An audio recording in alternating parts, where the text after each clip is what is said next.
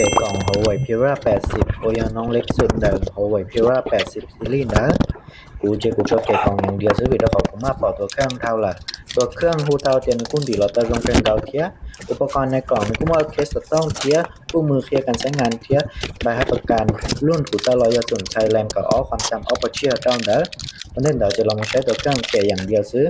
ให้ซอวัสดุในตัวเครื่องน้องหูเท่าเทียผู้หรูหราเทียพรีเมียมเครื่องเกาเทียตัวเครื่องเนาะบาลานซ์ตรงเนื้อแบบจะมีหนาพอดีนะคู่ชิคหนักเกินคู่ชิคเบาเกิน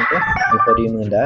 อันนี้เราจะเปิดเครื่องเรามุชีเล่นนะเนาะหนึ่งคู่ตั้งหน้าจอ LTPO OLED 1004 Refresh อีปัวในเก่าเฮิร์ตเทีย PWM เล่นแต่อีภาพแล้วปวดแล้วเจ้าเฮิร์ตห้องหา HDR Vivid เทียขนาดหน้าจอเหนือเจ้าจุดเจ้าเนี้ยตัดต่อพอดีมือนะหลอนดอระบบปฏิบัติการ MIUI เก่าชิ้นเด้อโอยาลอมกูโบเด้อยาเดียลอมใช้หน้าเจนกู้ยา Harmony OS 5.1 เด้อหลอนดอชิป Kirin 9010S ทำงานวิดีโอเนื้อกูอัพดาวสูงสุดยับแล้วเคจะจะเฟนในกล้องหลังเทียเทเลโฟโต้เด้อเอาตัวไว้ในกูอัพดาวสูงสุดยับแล้วเคจะเฟนซื้อเอากล้องนั้นกูอัพดาวแล้วเคจะเฟนไม่อย่างเดียวให้เซอร์ UI เนื้อเรากูเป็นเอกลักษณ์ของตัวเองเทียให้จะความสมมุติเดอ UI หลังกูลื่นไหลเต้าจงกันเก่ากูเนี่ย UI เนื้อหัวไววิจะขอนิ้วชี้คล้ายหรือแบรนด์อาชีพมือเป็นเอกลักษณ์ของตัวเองเด้อลูกเคสกล้องวันเนื้อแทนนอนจอหน่อยยาเคสใส่เทียเนื้อค่อนข้างแข็งแต่จะถอด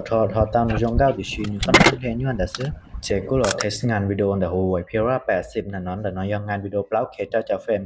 ให้จอกันอัลตราโฟกัสเราชี้ยกันโฟกัสนั่นเด้อเนื้อกู้โฟกัสเต้าจงเกินเก่าเทียงงานวิดีโอเนื้อเซนเซอร์เนื้อค่อนข้างล่อเจนี่ไทยเต้าจงเก็บแสงมาเต้าจงเนื้อจอมเดอเลนหลักเด้อให้จอการเก็บเสียงเต้นเด้อเนื้อเก็บค่อนข้างเต้าจงเดอน้อยกูต่อกูรู้ใหม่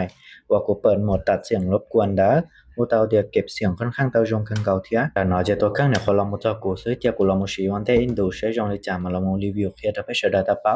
ข้อเสียเขาจงลิจามาเรามูเครียดงานทับเท่ารีวิวนะ